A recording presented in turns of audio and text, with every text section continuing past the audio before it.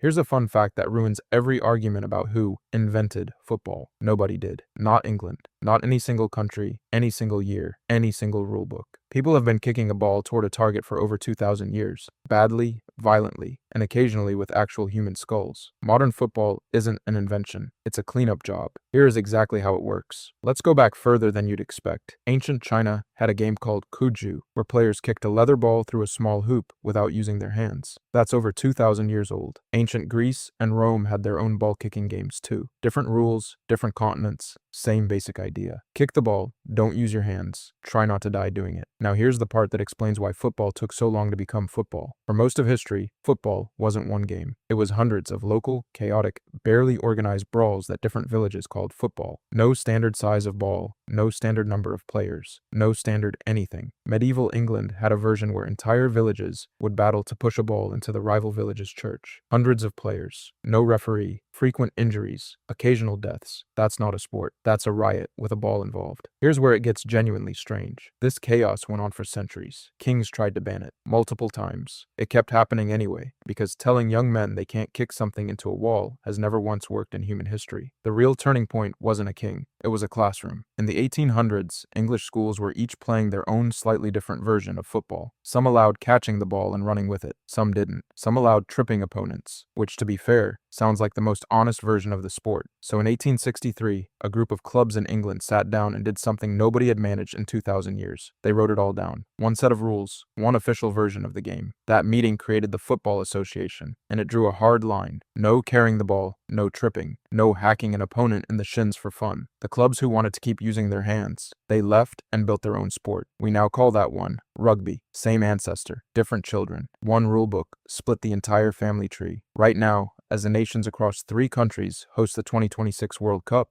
it's worth sitting with this for a second. The same basic instinct, kick a round object toward a goal, connects a 21st century stadium broadcast to a muddy English field in 1863, and further back, to ancient Chinese soldiers practicing with a leather ball. The sport didn't arrive, it got organized. So here's the whole story, compressed. Football wasn't invented once. It was reinvented constantly across cultures for thousands of years. The chaos only ended when one group finally wrote the rules down. And that single decision in 1863 didn't just create football, it also accidentally created rugby. One ball, 2,000 years. One meeting that changed everything. The game has not changed. You have. You're welcome. Subscribe if you enjoyed this type of content. It means a lot.